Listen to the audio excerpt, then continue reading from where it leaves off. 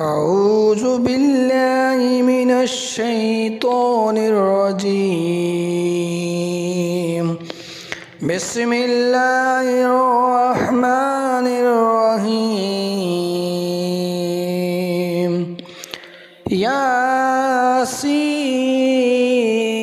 والقرآن الحكيم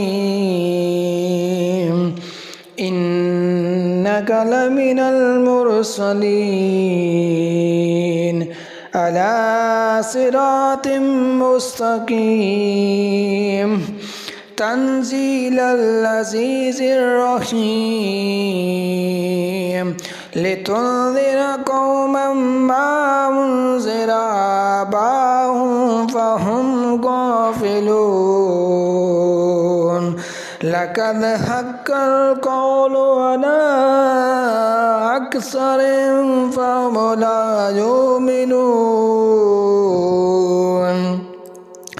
إنا جعلنا في أعناقهم أغلالا فهي إلى الأذقان فهم مقمحون وجعلنا من بين أيديهم سدا ومن خلفهم سدا فأغشيناهم فهم لا يبصرون وسواء عليهم أنذرتهم أم لم تنذرهم لا يؤمنون إنما تنذر من اتبع الذكر وخشي الرحمن بالغيب فبشروا بمغفرة وأجر كريم.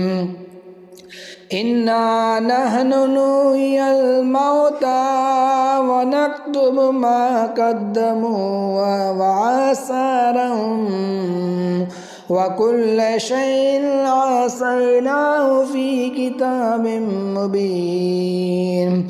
واضرب لهم مثلا أصحاب القرية إذ جاء المرسلون إذ أرسلنا إليهم اثنين فكذبوهما فعززنا بثالث فقالوا إنا إليكم مرسلون قالوا ما أنتم إلا بشر مثلنا